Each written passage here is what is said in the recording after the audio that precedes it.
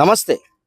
ప్రస్తుతం గత ప్రభుత్వాలు కావచ్చు, ఈ ప్రభుత్వం కావచ్చు, బిల్డర్స్ అసోసియేషన్ అంటే వీళ్ళకి సంబంధించిన ఏవైతే రోడ్లు కావచ్చు, ప్రభుత్వాలు ఆ రోజు చేపించుకున్న కాంట్రాక్టర్లకు సంబంధించిన బకాయిలు కూడా ఈ రోజు వరకు కూడా ప్రభుత్వం చెల్లించలేదని చెప్పొచ్చు. సుమారు 20,000 కోట్ల వరకు అంటే రాష్ట్ర ప్రభుత్వాలు మనం చూస్తున్నాం, ఇక్కడ మన కెమెరా పర్సన్ చూపించడం వీళ్ళకు సుమారు 20,000 కోట్ల రూపాయల వరకు కూడా బకాయిలు ప్రభుత్వాలు అటు గత బీఆర్ఎస్ ప్రభుత్వం కావచ్చు, ఇప్పుడున్న ప్రస్తుత కాంగ్రెస్ ప్రభుత్వాలు కావచ్చు, ఈ రెండు ప్రభుత్వాలు కూడా అంటే ఎవరైతే బిల్డర్స్కి సంబంధించిన అన్ని రకాల ఏవైతే రోడ్లు కావచ్చు, డ్రైనేజ్ సిస్టమ్ కావచ్చు, బిల్డింగ్స్ కావచ్చు, ప్రభుత్వ శాఖలకు సంబంధించిన అన్ని రకాల అంటే నిర్మాణం చేయడం జరిగింది. వాటికి ఇప్పటికి కూడా రాష్ట్ర ప్రభుత్వాలు వాళ్ళకు బకాయిలు ఇవ్వడం అంటే బకాయి ఇంకా ఇవ్వలేదు అని చెప్పుకోవచ్చు. సార్ మరి చెప్పండి, ఏంటంటే ఎన్ని కోట్ల రూపాయలు ఇవ్వాలి, ఏ ప్రభుత్వాలు ఇవ్వాలి, ఎందుకు ఇవ్వలేకపోతున్నాయి? అంటే వేల కోట్లలో అంటే మనం కరెక్ట్గా ఫిగర్ చెప్పలేము. సుమారుగా దాదాపు 20,000 కోట్లు. ఇది దాదాపు 12 సంవత్సరాల నుంచి కంటిన్యూ అవుతా ఉంది ఏది ఈ పెండింగ్ అనేది. నేను ముందుగా నా ఇంట్రడక్షన్ ఏమంటే SN Reddy, past national president all India ఇది builders association of India, plus ఇప్పుడు now I'm heading executive board of international federation of contractors association. దాదాపు 30 కంట్రీస్ ఉన్నాయి దాంట్లో, 30 దేశాలు. కానీ ఏ దేశంలో చూసినా కానీ ఇంత అధ్వానం ఏ దేశంలో చూడలేదు నేను, మన దేశం. కానీ మన దేశంలో ఉండి మనం చెప్పుకోవాలంటే సిగ్గు అనిపిస్తుంది. అతి తక్కువ మర్యాద కానీ విలువ ఉన్నది ఎవరికా అంటే ఏ సంస్థ కానీ ఏదైనా ఎన్నో ఉన్నాయి కదా ఆర్గనైజేషన్స్, ఎన్నో బిజినెస్ అంటే కాంట్రాక్టర్. ఉప్పు కంటే కూడా అధ్వానం అయిపోయింది కాంట్రాక్టర్ విలువ. అంత తక్కువ రేట్ అయిపోయింది కాంట్రాక్టర్ అంటే. సో చాలా దుర్భరమైన పరిస్థితి. ఆఖరికి కొంతమంది ఆర్థిక పరిస్థితి తట్టుకోలేక సూసైడ్ చేసుకోవడం కూడా జరిగింది. మొన్న ఒక కాంట్రాక్టర్ నాగర్ కర్నూలు దగ్గర శ్రీనివాస్ రెడ్డి అని సూసైడ్ నోట్ కూడా రాసినాడు. అయినా కదలిక లేదు. మరి 140 కోట్లు ఉన్నారు, పోయిండు అనుకున్నారా మరి తెలియదు నాకు. సో ఇక్కడ నుంచి మా తమ్ముడు చెప్పినట్టు డ్రైనేజ్ దగ్గర నుంచి మొదలు పెడితే డ్యామ్ వరకు మేమే కాంట్రాక్టర్స్, మేము లేదు ఏది జరగదు. బాధాకరమైన విషయం ఏంటంటే 2014 నుంచి ఈ దరిద్రం స్టార్ట్ అయింది. ఇప్పుడు కూడా అది కంటిన్యూ అవుతుంది. ఇంకా ప్రభుత్వం మీకు ఎందుకు ఇవ్వలేకపోతుంది? లేకపోతే పన్నులు ఏమైనా జరగలేదా? లేకపోతే ఒకటి ఆర్థిక పరిస్థితి బాగాలేదు గవర్నమెంట్. ఒకవేళ ఆర్థిక పరిస్థితి బాగుంటే ఇప్పుడున్న ముఖ్యమంత్రి మొత్తం దేశంలోనే అందరి ముఖ్యమంత్రుల కంటే కూడా మంచి ముఖ్యమంత్రి అని పేరు తెచ్చుకోగలరు. డబ్బు లేదు, ఏం చేస్తాడు? కానీ మాకు అనవసరం కదా, పని చేసినప్పుడు మనకు డబ్బు కావాలి. డబ్బులు పేమెంట్ చేయండి చేయలేం. స్టీలు సిమెంట్ వాడు ఊరుకోడు.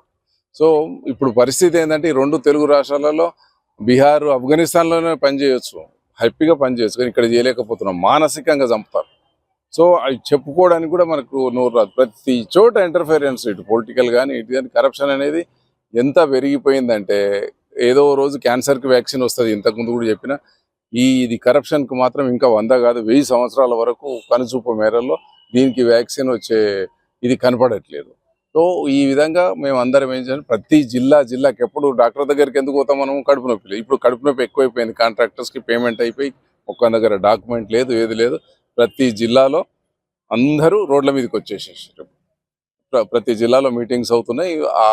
ఇదే ప్రకారం రేపు 18 రోజులు చలో హైదరాబాద్లో పెద్ద మీటింగ్ పెట్టుకుంటున్నాము బాధలు చెప్పుకోవడానికి. బాధలు చెప్పుకుందామంటే అపాయింట్మెంట్ లేదు. 2014 నుంచి 2000 మన ప్రభుత్వం వచ్చినంత వరకు అసలు అపాయింట్మెంటే లేదు. సీఎం ఇంత పెద్ద 1941 ఎస్టాబ్లిష్ ప్రీ ఇండిపెండెన్స్, స్వాతంత్రం రాకముందే అట్లాంటి అసోసియేషన్ ఈయన వచ్చిన తర్వాత 5-6 సార్లు అపాయింట్మెంట్ ఇచ్చిండు. సో అదే ఆ ప్రాబ్లం ఉంది. డబ్బు కనీసం ఏంటంటే మా అగ్రిమెంట్స్ క్లోజ్ చేసేస్తే వేరే ఇంకెక్కడన్నా బతుకుతాము, మా డాక్యుమెంట్స్ మాకు ఇచ్చేసేస్తే అనేది మా రిక్వెస్ట్ ఉంది. సో ఈ 18కి ప్రోగ్రామ్ పెట్టుకున్నాం. అది సరే, ఇప్పుడు ఈ విధంగా మీకే ఇవ్వలేని పరిస్థితి ఈరోజు పాలమూరు రంగారెడ్డి కూడా మళ్ళీ రెండో దశ అంటే 10 సంవత్సరాల తర్వాత ఈరోజు మళ్ళీ రాష్ట్ర ప్రభుత్వంతో ఆర్థికంగా లేదు కాబట్టి ఈరోజు మళ్ళీ పాలమూరు రంగారెడ్డి ప్రాజెక్టును మళ్ళీ మొత్తం కంప్లీట్ చేస్తామని అంటారు. ఎంతవరకు కావచ్చు మీరు ఒక బిల్డర్గా? అంటే ముఖ్యంగా మొదలు బిల్డర్స్ అసోసియేషన్ ఆఫ్ ఇండియా అంటే ఇది కన్స్ట్రక్షన్ కాంట్రాక్టర్స్ యొక్క బాధలు, వారి యొక్క ఏదైనా కార్యక్రమాలు ఉంటే ప్రభుత్వానికి కాంట్రాక్టర్కి మధ్యన వారధిగా ఈ బిల్డర్స్ అసోసియేషన్ ఆఫ్ ఇండియా అనేది ఉంది. ముఖ్యంగా ప్రభుత్వం తీసుకునే నిర్ణయాలు, ఈ పాలమూరు రంగారెడ్డి ఇదంటే హర్షించదగ్గ ప్రాజెక్టు. ఇలాంటి ప్రాజెక్ట్స్ ఏదైతే మీరు ప్రాధాన్యత ఉన్న ప్రాజెక్ట్స్ తీసుకోండి, అప్రధానత ఉన్న ప్రాజెక్ట్స్ని క్లోజ్ చేయండి. మేము ప్రధాన డిమాండ్ మాది, మీరు రూపాయి బడ్జెట్ ఉంటే ₹2 పనులు చేయించండి, రూపాయి బడ్జెట్ ఉంటే ₹100 పనులు చేయించకండి. మేము ఆ రకంగా పనిచేస్తే మా కుటుంబాలు రోడ్న పడతాయి, మా ఉద్యోగస్తులు రోడ్న పడతారు, మాకు సరఫరా చేసిన సప్లయర్స్ వీధిన పడతారు. మీరు ఎంత డబ్బు ఉందో అంత పని చేయించమని ప్రభుత్వాన్ని కోరుకుంటున్నాం. ముఖ్యమైన విన్నపం. అదేవిధంగా మీరు ఏనాడైతే ఉమ్మడి ఆంధ్రప్రదేశ్ కాంగ్రెస్ ప్రభుత్వం ప్రవేశపెట్టిందో సీరియల్ ఎమ్మటి పేమెంట్ ఇచ్చే విధానాన్ని, ఆ విధానాన్ని బీఆర్ఎస్ ప్రభుత్వం వచ్చినాక 2017లో తూట్లు పడిచిండ్రు. చిన్నగా 20% వరకు జరుగుతుంది, మీరు ఓపిక పట్టాలని, అది 100%కి వచ్చింది. అదే విధానాన్ని నేడొచ్చిన ఈ ప్రభుత్వం కూడా కొనసాగిస్తుంది. మేము ముఖ్యమంత్రి గారిని, డిప్యూటీ సీఎం గారిని కోరుకునేది ఏంటంటే, పని చేసిన వానికి ముందు పేమెంట్ ఇవ్వండి, సీరియల్ ఎమ్మటి పేమెంట్ ఇవ్వండి. మేము ప్రభుత్వం యొక్క ఆర్థిక పరిస్థితిని అర్థం చేసుకున్నాం. మేము ప్రభుత్వం వెన్నంటి ఉంటాం. ప్రభుత్వం తీసుకున్న ప్రధానమైన పనులని మేము చేసి ప్రభుత్వానికి మంచి పేరు తెస్తేందుకు పాటుపడతాం. కానీ మీరు అప్రధాన పనులు కూడా ముందుకు తీసుకొని ఒక పెద్ద ఎత్తున బడ్జెట్ లేని పనులు చేయించి మమ్మల్ని వీధి పాలు చేయొద్దు, మా కుటుంబాలని చిన్నాభిన్నం చేయొద్దని మరోసారి ఈ వేదిక ద్వారా ముఖ్యమంత్రి గారిని ఒకవేళ కోరుకుంటున్నాం. ప్రభుత్వం 18వ తారీఖు మీరు పెట్టుకునే ఏదైతే సమావేశం ఉందో ఆ సమావేశానికి సంబంధించి స్పందించకపోతే భవిష్యత్ కార్యాచరణ ఏ విధంగా ఉంటుంది? మేము ఈ సమావేశం ఎవరితోటో యుద్ధం చేసేందుకు చేస్తలేము. ఈ సమావేశం మా కాంట్రాక్టర్లకు కూడా, కాంట్రాక్టర్ అనేవాడు టెండర్ వేసి అగ్రిమెంట్ చేసి ఆ రోడ్డో బ్రిడ్జో కాలువనో ఆ పనులు చేసుకుంటూనే ఉంటాడు. ఇప్పుడు ఏంటంటే ఆఫీసుల చుట్టూ తిరగాల్సిన అవసరం ఏర్పడ్డది. ఆ కాంట్రాక్టర్లందరికీ కూడా ఆర్థిక పరిస్థితి మీద అవగాహన చేసి మీరు ధైర్యం తెచ్చుకోండి, ఆత్మహత్యలకు పాల్పడకండి, మీరు పైసలు ఉన్నంత వరకే పనులు చేయండి. ఒకవేళ పైసలు పేమెంట్ ఇవ్వనప్పుడు పనులు చేయలేని మీద ప్రభుత్వం కానీ అధికారులు కానీ ఒత్తిడి చేస్తే వారికి బాసటగా ఈ అసోసియేషన్ నిలబడుతుందనే ధైర్యం ఇస్తేందుకు జూన్ 18 నాడు చలో హైదరాబాద్ ప్రోగ్రాం తీసుకున్నాం. ఆ ప్రోగ్రాంలో మేము తీసుకునే నిర్ణయాలు ఒకటే, అప్రధానమైన పనులని తొలగించండి, మా అగ్రిమెంట్ల నుండి తీసేసి మాకు ఈఎండీలు వాపస్ ఇవ్వండి. ఈ అప్రధానమైన పనులు ఏదన్నా సగంలో ఉంటే వాటిని సేఫ్ క్లోజర్ అంటే ఎంతవరకు అయితే చేసినామో అంతవరకు క్లోజ్ చేసి మా బిల్స్ క్లోజ్ చేయమని. మూడోది ప్రధానమైన డిమాండ్, మీరు ఇచ్చే పైసలు తులమో పలమో సీరియల్ ఎమ్మటి ఇవ్వండి. ఎవరు ముందు చేస్తే వారు, సంవత్సరం కింద చేసిన ఆయనకు పేమెంట్ రాదు, ఈ రోజు చేసిన ఆయనకు పేమెంట్ వస్తుంది. ఆ విధానం రద్దు చేసి సీరియల్ ఎమ్మటి ఇవ్వమని కోరుతున్నాం. సార్ చూసాం మనం తెలంగాణ ప్రాంతంలో కాళేశ్వరం కావచ్చు, పాలమూరు రంగారెడ్డి కావచ్చు, ఇవన్నీ అంటే ఎంత అయితే ప్రాజెక్ట్ అవుతుందో ఖర్చు అవుతుందో దానికంటే ఎక్కువ అంచనాలు పెంచి కాంట్రాక్టర్లు మీలాంటి కాంట్రాక్టర్లను ఆ రోజు అంటే పెంచి పోషించడం జరిగిందంటూ కూడా ఈ రాష్ట్ర ముఖ్యమంత్రి నిన్న పర్యటనలో విమర్శించడం జరిగింది. నేను రవీందర్ రెడ్డి, తెలంగాణ స్టేట్ చైర్మన్. అయితే ఇది గతంలో చేసినటువంటి ప్రాజెక్టులు కానీ ఇవి కానీ ఒక ఎస్టిమేషన్ అంటే క్రమబద్ధంగా ఎస్టిమేషన్ అనేది చేయలేదు. చేసినా కానీ కొన్ని ఉంటాయి, డీవియేషన్ ఉంటాయి, కొన్ని ఉంటాయి. ఎస్టిమేషన్ డీవియేట్ అవుతాయి.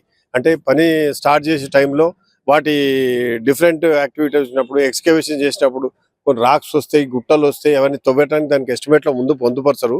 తర్వాత దాన్ని అందరూ ఇంజనీర్ నిపుణులు కలిసి దాన్ని కాలానుగుతం చేస్తారు. అట్టి పనులు కూడా డీవియేషన్ అవుతాయి. కానీ ఎంతవరకు అయితే 100% అయితే కావు. అయినాయి కొన్ని పరిస్థితుల్లో, కొన్ని గత ప్రభుత్వాలు చేసినట్టు అయినాయని అంటారు. మాకు తెలిసి అయితే అది ప్రూఫ్ అయితే కనబడలేదు ఎక్కడ అయినాయో కాలేదని కూడా ఇప్పటికి తెలియదు. యాక్చువల్గా ఏంటంటే మేము రోడ్లు మెయిన్ ఏంటంటే కాంట్రాక్టర్ చేసే పనులలో రోడ్లు ప్లస్ మున్సిపల్ కాంట్రాక్టర్గా ఎక్కువ పనిచేసాం కాబట్టి దాని గురించి కూడా కొంచెం చెప్తాను. ఇలా మున్సిపాలిటీ ఉందండి, 14th ఫైనాన్స్ పెట్టారండి. 14th ఫైనాన్స్లో ముఖ్యమంత్రి గారు తీసుకొని చేస్తున్నారు. ఆ మున్సిపాలిటీలలో 14th ఫైనాన్స్ వర్క్స్ బిల్లు ఇప్పటివరకు లేవండి. దాదాపు 3 సంవత్సరాలు అయిందండి. ఆ బిల్లు అక్కడే ఉన్నాయి. అది సెక్రటరియట్లు అక్కడ బిల్లు అక్కడే ఉంది, అది అక్కడనే ఉంది, ఎవరో పేమెంట్ రాలేదు. ముఖ్యంగా ఈ కాంట్రాక్టర్లు రోడ్డు మీదకి రావడానికి కారణం ఏంటంటే కడుపు మంట, లోపల బాధ, ఎవరికి చెప్పుకోలేక, ఇంటికి పోతే భార్య పిల్లలతో గొడవ, బయటకు పోతే అప్పుల బాధ, ఇవన్నీ భరించలేక మా బిఏ ప్రతినిధి దగ్గరకు వచ్చి ఒక రోజు మీటింగ్ పెట్టుకొని మా పరిస్థితి ఉందన్నా, ఏం చేద్దాము, ఎట్లా చేద్దాము, ఎట్లా చేద్దామంటే మేము ఒక సమావేశం ఏర్పాటేసి ప్రతి జిల్లా అందరు కాంట్రాక్టుల దగ్గరికి వెళ్ళేసి ఏంది పరిస్థితి, ఏమైంది, మీ పరిస్థితి ఉంది, మా పరిస్థితి ఏందని డిస్కస్ చేసుకుంటే సవినయంగా చెప్పే విషయాలు ఏంటంటే ప్రతి జిల్లాలో మా బిఏ ప్రతినిధులు అందరూ వెళ్ళేసి ఇప్పుడు అంతా మీటింగ్ పెట్టుకున్నాము. మేము దాన్ని 18 తారీఖు నాడు చలో హైదరాబాద్ అని ఒక నినాదం పెట్టుకున్నాము. దాంట్లో ఎవరిని తిట్టడం లేదు, ఎవరిని గవర్నమెంట్ వేరే విధంగా మాట్లాడడం లేదు. మా సమస్యలను మేము డిస్కస్ చేసుకొని గవర్నమెంట్కు సాఫ్ట్గా వినమిస్తామని మా కోరిక. ఇట్టి పరిస్థితిలో మాకు గవర్నమెంట్ కూడా ఈ లోపల ఏమైనా సామరస్యంగా మా బిల్లులు ఏమైనా చేయగలుగుతామని కోరుకున్నది. అది చేస్తే సంతోషం. తదుపరి విషయం 18 తారీఖు నాడు మేము విన్నవిస్తాం. ఇది జై పరిస్థితి బాయ్. మనం చూసాం. ఎందుకంటే వీళ్ళంతా బిల్డర్స్ అసోసియేషన్ సంబంధించిన ఇరిగేషన్ కానుంచి రోడ్ల వరకు కూడా డ్రైనేజ్ సిస్టమ్ వరకు కూడా వీళ్ళంతా కాంట్రాక్ట్ చేస్తున్నారు. ఈ రోజు చూసాం మనం అంతా వాళ్ళంతా తెల్ల షర్ట్లు వేసుకున్నారు మాత్రం, అంతే తప్ప వాళ్ళకి ఇండ్ల పరిస్థితి బాగాలేదు, ఆర్థికంగా బాగాలేని పరిస్థితి, అప్పులు ఉన్నాయి, అప్పులు కూడా తీర్చుకోవాల్సిన పరిస్థితి ఉందంటూ కూడా వాళ్ళ ఆవేదనను చెప్పడం జరిగింది. ఏదేమైనప్పటికీ రాష్ట్ర ప్రభుత్వము ఇప్పటికైనా ఇలాంటి కాంట్రాక్టర్లు మనం పోగొట్టుకునే పరిస్థితి తెచ్చుకోకూడదు అంటూ కూడా మనం చెప్పడం జరుగుతుంది. ఎందుకంటే వీళ్ళందరూ ఉంటేనే బిల్డింగ్స్ కావచ్చు, ఇరిగేషన్ కావచ్చు, వివిధ అంటే నిత్యం ఏవైతే ప్రజలకు అవసరాలు ఉంటాయో ఆ అవసరాలను నిర్మించే వీళ్ళంతా ఈరోజు అంటే అంచనాలు ఏదైతే ప్రభుత్వం ఏదైతే అంచనా ఇస్తుందో అంతవరకే, కానీ ఎక్కువ మాత్రము ఇరిగేషన్ డిపార్ట్మెంట్ ఎక్కువ అంచనాలు వేయకూడదంటూ కూడా వీళ్ళు ఒక సూచన. ఏదేమైనప్పటికీ మా ఇబ్బందులు రాష్ట్ర ముఖ్యమంత్రి రేవంత్ రెడ్డి పాలమూరు బిడ్డ కాబట్టి పాలమూరు కేంద్రానికి వచ్చింది వీళ్ళంతా ఇతర ప్రాంతాల నుంచి, ఇప్పటికైనా స్పందించి వీళ్ళ అప్పులు కావచ్చు, వీళ్ళ 20,000 కోట్ల రూపాయలకు సంబంధించిన ఏవైతే బకాయి ఉందో రాష్ట్ర ప్రభుత్వం వీళ్ళకి చెల్లించాల్సిన అవసరం ఎంతైనా ఉంది. పాలమూరు నుంచి మన తొలి వెలుగు కోసం మీ మధు.